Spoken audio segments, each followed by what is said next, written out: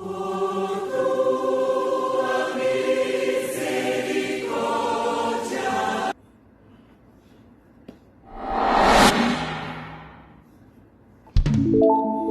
estive pensando estes dias sobre os dias de Noé. Jesus falou assim: como foi nos dias de Noé, assim será na vinda do Filho do Homem. Comiam, bebiam, casavam, davam-se em casamento, até que veio o dilúvio, e eles não perceberam, até que veio o dilúvio e os levou a todos. Assim será também no dia que o Filho do Homem se há de manifestar. Então, os dias de Noé são especialmente importantes para nós que, acredito, vivemos nos últimos dias, por causa dessa palavra que Jesus falou, que como foi nos dias de Noé, será nos dias em que o Filho do Homem se há de manifestar. E aí eu vejo que a história de Noé está lá no livro de Gênesis, capítulo 6 a 9. E eu iria até dar uma olhada lá, como de fato dei, porém, para não tomar tempo demais, eu vou procurar me ater mais ao Novo Testamento, novamente. Então, percebe que o apóstolo Pedro, nas duas cartas, ele se refere ao dilúvio e aos dias de Noé. Portanto, Pedro tinha um interesse especial, para não dizer que era o Espírito Santo, que através de Pedro, que era um judeu, ele nos falar a respeito dos dias de Noé. E aí eu quero falar especificamente aqui, baseado na segunda carta de Pedro, segunda epístola do apóstolo Pedro, no capítulo 3, e vamos examinar aí alguns versículos, para ver se dá tempo nós aprendermos alguma coisa com estes versículos. Segunda carta de Pedro 3, inicialmente a partir do verso 5, que diz assim: porque voluntariamente ignoram isto, que pela palavra de Deus, já desde a antiguidade, existiram os céus e a terra, que foi tirada da água e no meio da água subsiste, pelas quais coisas pereceu o mundo de então, coberto com as águas do dilúvio. Mas os céus e a terra que agora existem, pela mesma palavra, se reservam como tesouro e se guardam para o fogo, para o dia do juízo e da perdição dos homens ímpios. Aí eu vou dar uma parada aqui, mas eu vou comentar um pouco mais à frente o restante do capítulo. O apóstolo Pedro aqui, ele fala dos céus e da terra. Os céus e a terra. E aí eu, meditando dessa expressão aqui, eu percebo que a expressão céus e terra aqui no texto, ela se refere ao mundo. Às vezes ele usa os céus e a terra, outras vezes ele usa o mundo, Então, temos que entender as palavras aí, porque os céus e a terra, ele fala de 3 céus e 3 terras. Aí, como eu disse, céus e terra aqui é sinônimo de mundo. A palavra mundo aqui é cosmos. E cosmos, ele significa muitas coisas. Mas uma das coisas que eu acho muito assim interessante, mais apropriada, é ornamento, que, tipo assim, a palavra cosméticos, que é usada para disfarçar a aparência nossa, principalmente das mulheres. Cosméticos vem de cosmos, é o ornamento, a maneira como nós percebemos. Se for no dicionário de grego, ele vai dizer que pode significar tipo assim: as estrelas ornamentam os céus e tantas outras coisas. Então, o apóstolo Pedro ele fala que existiram os céus e a terra do início da criação. Pela palavra de Deus, já desde a antiguidade existiram os céus e a terra. Então, os céus e a terra, que está lá em Gênesis, que começa no princípio criou Deus os céus e a terra, lá está no hebraico, aqui está em grego. Mas nós temos que entender o que significa céus e terra. A palavra céu significa mais de uma coisa, né? Nós nos acostumamos a ser, vou para o céu, porque é o céu onde Deus mora. Todavia, no texto da Escritura, a palavra céu significa várias coisas. E no caso aqui, quando ele usa a expressão os céus e a terra, eu creio que aqui no texto é sinônimo de cosmos, ou seja, o mundo que existiu, o mundo primordial, o mundo que Deus criou lá no Gênesis, no princípio criou Deus os céus e a terra. Então, ele vai dizer que aquele mundo, né, os céus e a terra, ele vai dizer que aquele mundo ele foi destruído com as águas do dilúvio. Né? Verso 6, pelas quais coisas pereceu o mundo de então, coberto com as águas do dilúvio. Então aqui a palavra mundo de então, mundo aqui é cosmos. Ou seja, os céus e a terra são sinônimo de cosmos aqui. Eles pereceram pelas águas do dilúvio. Se nós fôssemos olhar lá no texto de Gênesis, capítulo 6, nós iremos ver os motivos, pelo menos alguns, né, pelos quais Deus destruiu aquela geração, né, que na verdade não foram só os seres humanos, foram os animais, né, e tantas outras coisas foram destruídos. Mas um motivo que eu percebo que sobressai muito no texto de Gênesis são duas palavrinhas. Uma é a palavra corrupção. E a palavra corrupção aparece pelo menos duas vezes aqui na segunda carta de Pedro. Por exemplo, segunda carta de Pedro 1,4, ele diz assim: pelas quais ele nos tem dadas grandíssimas e preciosas promessas, para que por elas fiqueis participantes da natureza divina, havendo escapado da corrupção que pela concupiscência há no mundo. E aí um pouco mais à frente, Pedro usa a palavra corrupção novamente. 2,19, na segunda carta de Pedro, ele diz: prometendo-lhes liberdade, sendo eles mesmos escravos da corrupção. Porque de quem alguém é vencido, do tal faz-se também escravo.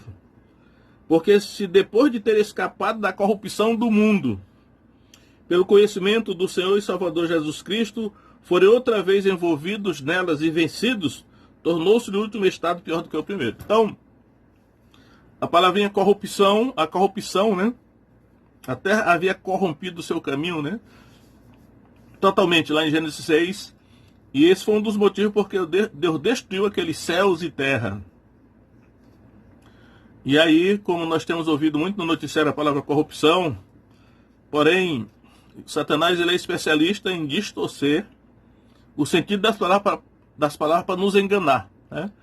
Então, a palavra corrupção no nosso vocabulário aqui brasileiro, que diuturnamente aparece no noticiário, ela na verdade significa roubar, né? O fulano é corrupto, quer dizer, ladrão. O político tal entrou na corrupção, roubou. Então, na verdade, a corrupção que nós aprendemos aqui a falar, ouvir, a conhecer, na verdade não é o sentido de corrupção, né? Significa a quebra do mandamento, creio que o 8º mandamento, não furtarás. Aquele ali é um corrupto, um ladrão, né? Então, mas o sentido de corrupção na Bíblia não é isso. O sentido de corrupção na Bíblia, ele é mais genérico, no sentido assim, corrupção é apodrecimento, né? O apodrecimento moral e espiritual. A corrupção, romper, algo que se corrompe, que apodrece, né? É tipo um cadáver que está em adiantado estado de putrefação, isso é corrupção. Algo que apodrece tanto no sentido físico quanto no sentido espiritual e moral. Ou seja, o fato de dizer que a terra havia corrompido o seu caminho, lá em Gênesis, e foi um dos motivos porque Deus destruiu aquela geração, significa a maldade tinha fermentado de tal maneira que a maldade do homem cresceu na terra. E aí chegou um ponto que Deus disse que se arrependeu de ter criado o homem na terra, e Deus destruiu então aquela geração. E a outra palavrinha que aparece repetidamente não, a corrupção aparece 2 vezes, né? E essa outra palavrinha aparece 2 vezes também, em Gênesis 6, primeiros versículos, a partir do verso 5, é a palavra violência, né?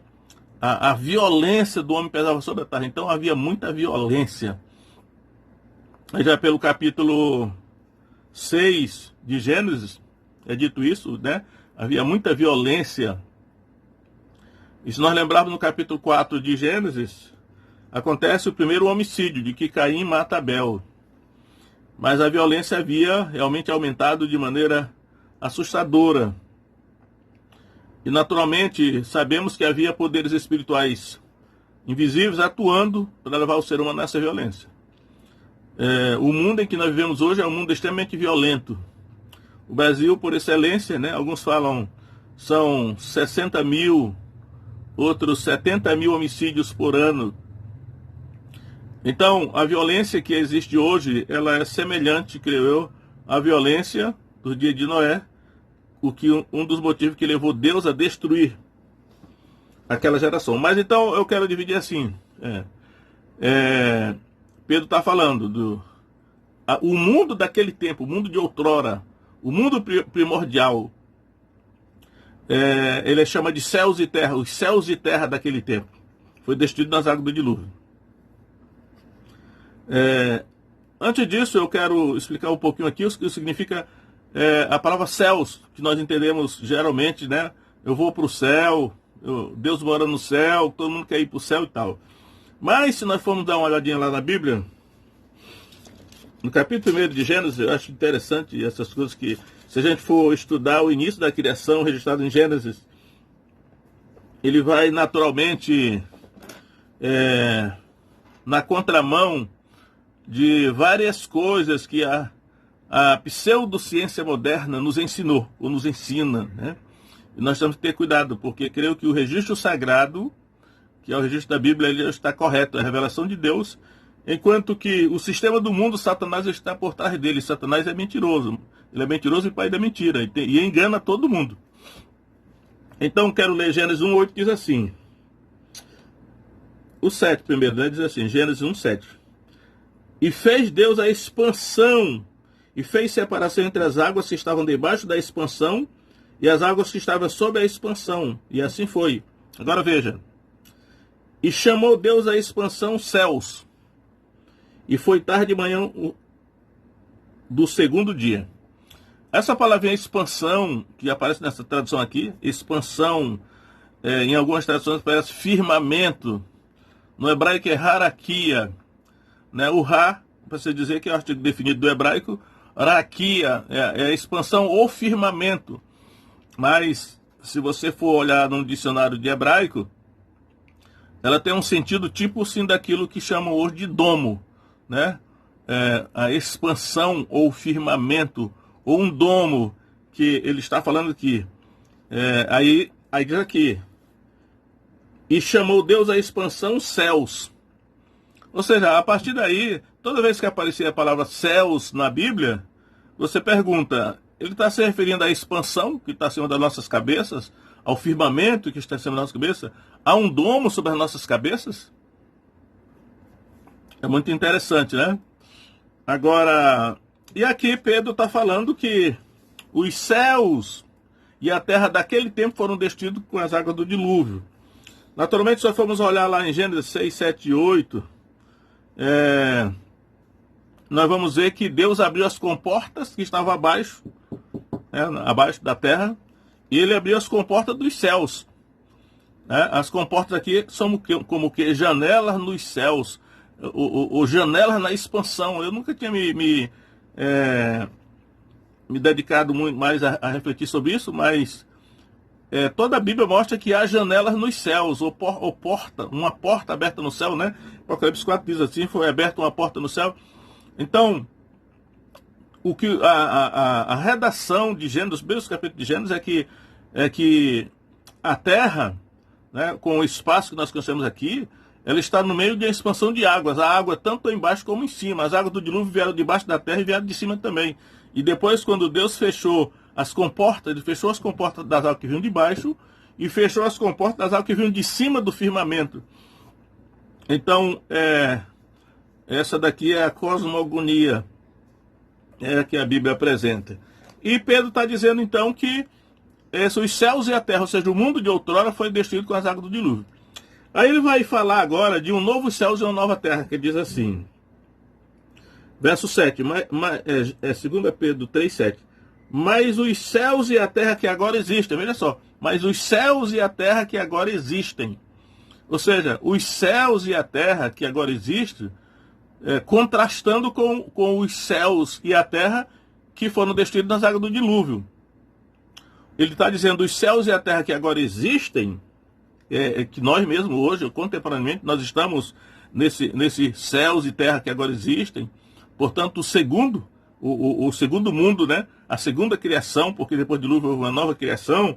Assim, os céus e a terra que agora existem, pela mesma palavra. Então ele enfatiza aqui a palavra de Deus, porque no verso 5 ele começa dizendo, porque eu voluntariamente ignoro isto, que pela palavra de Deus, já desde a antiguidade existiram céus e terra. Aí ele está dizendo agora, os céus e a terra que agora existem, pela mesma palavra, se reservam como tesouro e se guardam para o fogo, até o dia do juízo e da perdição dos homens ímpios.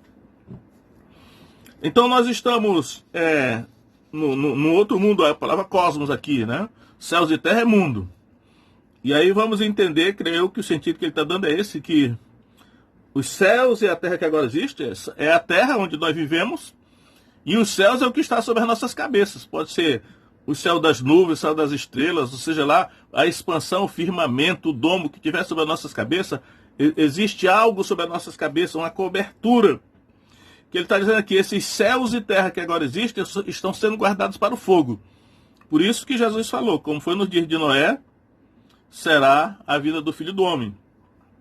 As condições que prevaleceram nos dias de Noé, que levaram Deus a dizer, me arrependo de haver criado o homem sobre a terra, né? Aí nós vimos especificamente a corrupção do gênero humano, a violência produzida pelos homens, talvez não só pelos homens, né? E são as mesmas condições que prevalecem no mundo hoje. Sabemos que nos dias de Noé, poderes sobrenaturais como os anjos caídos estavam ativos, fomentando essa corrupção, essa violência do gênero humano. E hoje não é diferente. Por isso Jesus falou, como foi nos dias de Noé, será a vinda do Filho do Homem. Então, aí ele vai falar aqui, que os céus e a terra que agora existem, pela mesma palavra, estão sendo guardados para o fogo. Aqui tem até como um tesouro, né? Se reservam como tesouro e se guardam para o fogo, para o dia do juízo e da perdição dos homens ímpios. Ou seja, da mesma maneira como a geração de Noé caminhou para aquele grande dia do dilúvio, a nossa geração caminha da mesma maneira para um outro juízo, né? Porque a Bíblia ela fala do juízo da época de Noé, que foi um juízo com água, e sabemos que a água é um agente purificador. A nossa geração, os céus e a terra que agora existem, o nosso mundo está caminhando como o mundo de Noé para um outro juízo, só que a diferença é que esse juízo agora não será com água, será com fogo. Aliás, quando Deus concluiu o dilúvio lá, que ele salvou Noé e a sua família, ele fez uma aliança, não somente com os homens, mas também com os animais, de que ele nunca mais destruiria a terra com um dilúvio de água.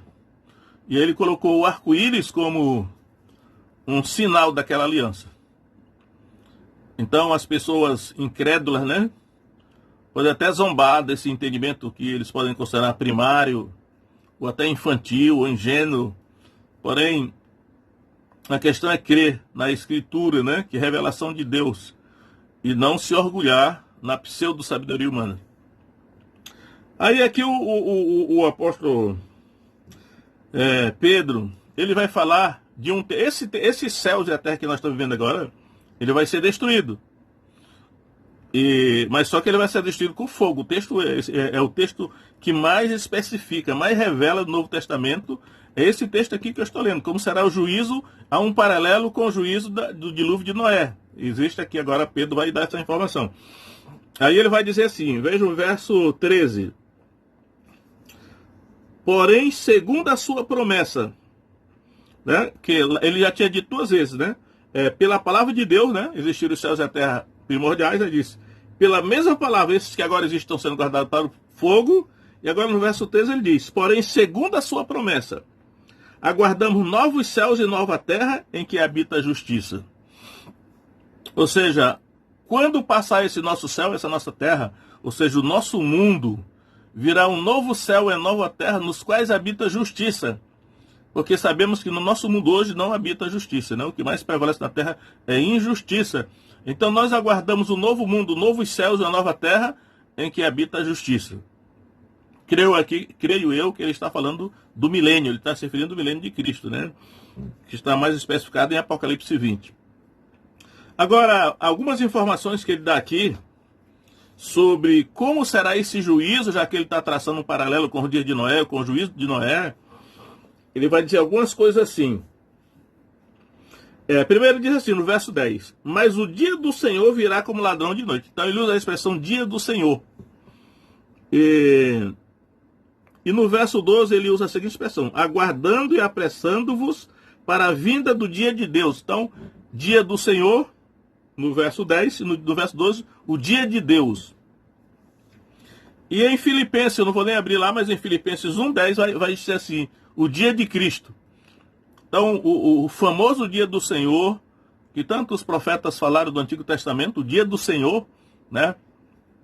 E pode ser ali dia de Jeová, mas é o dia de Deus, ou o dia de Cristo, é o mesmo dia, são sinônimos, essas expressões. E é o dia da vinda de Jesus para esse juízo. Então veja só as informações que ele vai dar aqui. Como será esse juízo? Verso 10, mas o dia do Senhor virá como ladrão de noite. Ou seja, de surpresa, né? Muita gente será desapercebida. Como ele disse lá, Jesus falou em Mateus 24, 37, que quando as águas do dilúvio vieram sobre a geração de Noé, eles não perceberam. Eles não perceberam, apesar de que Pedro chama Noé de pregoeiro da justiça, ou pregador da justiça, o que significa que ele pregava para a sua geração, mas eles não creram e foram pegos de surpresa pelo dilúvio, o juízo que Deus enviou. E aqui está dizendo aqui, o dia do Senhor virá como ladrão de noite, ou seja, de surpresa. Surpresa para quem não estiver esperando, surpresa para quem não souber, que não estiver informado, né? E aí, da mesma maneira como a geração de Noé foi levada pelas águas do dilúvio, essa geração também será. Assim, ó. Aí ele vai dizer, ainda, 2 Pedro 3,10, nos quais os céus passarão com grande estrondo. Olha só, agora pega o sentido de céus lá de Gênesis 1:8, diz lá, os céus passarão com grande estrondo. Porque aqui ele está falando em algo como tipo uma cobertura, um domo, uma expansão, um firmamento. Eu sei que provavelmente muitos têm um certo receio de falar claramente o que está escrito, com medo de ser confundido com algum fanático, ou com alguma pessoa ingênua, ou que está querendo em mitos e contos de fada, mas não é o caso. É o caso que a Escritura, a revelação de Deus, e ela está nos revelando algo. Não importa o que Satanás espalhou pelo mundo para enganar o povo, né? Eu quero até... então aí, os céus passarão com grande estrondo. Eu quero até conferir aqui em Apocalipse 6, verso 12, que vai ter uma linguagem parecida. Olha o que diz Apocalipse 6, aliás 14, Apocalipse 6, 14. O céu retirou-se como um livro que se enrola, ou como um pergaminho que se enrola, e todos os montes e ilhas foram removidos dos seus lugares. Isso aqui não é linguagem poética, nem figurada, nem alegórica, isso aqui é literal. O céu retirou-se como um livro que se enrola. É a mesma linguagem que ele está dizendo aqui. Voltando para 2 Pedro. Os céus passarão com grande estrondo. Os céus. Aí ele vai dizer, e os elementos ardendo-se se desfarão, e a terra e as obras que nela há se queimarão. Essa tradução aqui, se queimarão, alguns adotam alternativamente outro tipo de passarão, porém, eu acredito que a palavra que se coaduna com o contexto é queimarão mesmo, né? Porque aqui, Olha, os céus passarão com grande estrondo. Apocalipse diz que o céu se enrolará como um pergaminho. E os elementos ardendo se desçarão. Os elementos ardendo se desçarão. E aí eu pesquisando a palavra grega que é para elementos aí é stoikeion, né, que há uma série de significados, mas me pareceu que o significado correto de stoikeia, que me parece mais coerente, é como se fosse tipo assim, os elementos com que Deus criou o universo. Se é que existe universo, né? Porque existe céus e terra. Agora, o que tem mais? Água, firmamento e tal. Mas os elementos aqui eu posso dizer átomo. Átomo é um elemento, os antigos gregos, né? Ou então, molécula, partículas elementares. Eu acho que é atrás dessa partícula que os cientistas modernos estão procurando criar o CERN, que é o acelerador de partícula, para descobrir com que tipo de elemento Deus criou o universo, ou o Big Bang, e todas essas coisas aí. Pois ele está dizendo aqui que os elementos ardendo se desfarão, ou seja, eles se desfarão em fogo, eles pegarão fogo. Aí eu me lembrei da questão do átomo, né? Que quem construiu a bomba atômica, através da energia nuclear, até onde eu lembro das aulas de física no colégio, quebrou o equilíbrio do átomo, né? Eu vi todas essas questões aí que os cientistas procuram, mas aqui está dizendo, os elementos ardendo se desfarão, ou seja, serão destruídos com fogo. Já imaginou isso? Os elementos, todos os elementos que existem na criação se pegarão fogo, o equilíbrio do átomo vai ser quebrado. De que maneira é isso aí? E a terra e as obras que nela se queimarão. E esse conceito é tão importante que está no verso 10, que ele vai repetir no verso 12. Olha o que ele diz no verso 12. Aguardando e apressando-vos para a vinda do dia de Deus, em que os céus em fogo se descerão. Agora ele levou, agora ele está usando linguagem mais específica. Olha. Os céus em fogo se desfarão. No verso 10 ele diz, os céus passarão com grande estrondo. Agora ele está dizendo, os céus em fogo se desfarão. Os céus, o firmamento, a expansão, né, o domo. Aí ele diz assim, e os elementos ardendo se fundirão. Normalmente ele usa a palavra elementos, os elementos ardendo se fundirão. Né? Aqui os elementos ardendo se desfarão, no verso 10, e no verso 12 os elementos ardendo se fundirão. Então, aí está, né, a linguagem nua e crua, amedrontadora, né, de Pedro, inspirado pelo Espírito Santo, mostrando que o que aguarda a nossa geração. A geração semelhante à de Noé. Só que nós temos que lembrar que a gente vai lá no texto de Gênesis, vai dizer lá assim, Deus, porém, se agradou de Noé. Noé achou graça diante de Deus, né? Aí diz assim, mas só que diz assim, Noé era justo em suas gerações, Noé andava com Deus. E por isso que Deus salvou Noé e a sua família. Em Hebreus 11 vai dizer, pela fé, Noé, divinamente avisado, fez uma arca para a salvação de toda a sua família. Então, eu digo sempre que hoje a arca que deve salvar-nos do juízo que virá sobre a terra é a igreja. Né? Apesar de que já sabemos que igreja não é prédio, nem denominação, nem nada disso. Igrejas são pessoas. Mas a igreja de Cristo, que ele disse, edificarei a minha igreja, e as portas do Hades não prevalecerão contra ela. A igreja é a arca da aliança. Então devemos estar como igreja, congregados, né? Grupo de pessoas. Quando estiverem 2 ou 3 reunidos em meu nome, eu estou no meio deles, no nome de Jesus. E aí é um negócio sério. Por isso que ele termina dizendo aí, verso 13. Porém, segundo a sua promessa, aguardamos novos céus e nova terra em que habita a justiça. Então nós devemos aguardar esses novos céus, essa nova terra. Eu me lembro daquela expressão, admirável mundo novo. Alguém escreveu um livro sobre isso, né? O mundo novo, esses novos céus e a nova terra. Nós estamos aguardando esse mundo novo, porque nesse mundo agora que nós temos não habita a justiça. É um mundo de injustiça, porque Satanás governa. Mas aguardamos o verdadeiro Messias. Jesus virá para reinar, e aí sim, né, ele fará justiça. Justiça e juízo será o cinto dos seus lombos. Isaías 11 diz isso. Então, mas para concluir, eu quero dizer duas coisas aqui. Primeiro, que o Pedro está argumentando aqui que alguns estão dizendo que está demorando muito. Desde que os pais dormiram, temos ouvido dizer que as coisas vão acontecer, agora não tem acontecido nada. Aí ele vai dizer assim um motivo, né? Ele vai dizer aqui, verso 9, 3:9 de 2 carta de Pedro: o Senhor não retarda a sua promessa, ainda que alguns já tenham por tardia, mas é longânimo para convosco, não querendo que alguns se percam, ou que nenhum se perca, senão que todos venham arrepender-se. Ou seja, ele está dizendo, Deus demora a intervir porque ele está dando oportunidade, pela sua longanimidade, paciência, esperando que todos se arrependam para que sejam salvos. Por isso que ele demora. Então, se arrependa, né, que antes que comece o juízo, porque não vai ter jeito, né? No juízo não vai ter misericórdia. A Bíblia diz, só a família de Noé foi salva 8 pessoas. Agora serão salvos aqueles que creram em Jesus. E aí ele termina essa carta dizendo assim, no verso 17. Vós, portanto, amados, sabendo isto, dantes, guardáveis de que pelo engano dos homens abomináveis sejais juntamente arrebatados e descaiais da vossa firmeza. Antes crescei na graça e conhecimento de nosso Senhor e Salvador Jesus Cristo. Então eu acho que ele mata a pau aqui. Ele disse, olha, a prioridade é crescer na graça e no conhecimento de nosso Senhor Jesus Cristo. Eu vejo que alguns tradutores dizem, crescer na graça e conhecimento, mas é assim. Crescer na graça é uma coisa, crescer no conhecimento de Jesus Cristo é outra.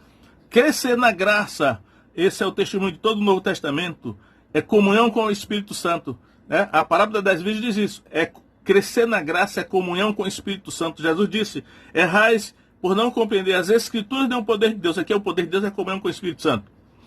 E crescer no conhecimento do nosso Senhor Jesus Cristo é crescer no conhecimento da Escritura, porque é a Escritura que testifica de Jesus. Ele disse assim, vocês estudam as Escrituras, né? Examinais as Escrituras, porque julgais ter nelas a vida eterna, mas são elas mesmas que testificam de mim. Então, crescer no conhecimento de Jesus Cristo é crescer no conhecimento da Escritura, porque é a fonte, é a única fonte que nos dá o conhecimento do Messias Jesus Cristo. Então, essas duas coisas, crescer na graça é na comunhão com o Espírito Santo e uma vida de obediência, né? E crescer no conhecimento de Jesus Cristo é crescer no conhecimento da Escritura, porque é ela que testifica de Jesus. E aí estaremos preparados para esse juízo que virá, né? E devemos estar preparados como Noé estava. Amém? Deus abençoe cada um de vocês, em nome de Jesus. Amém.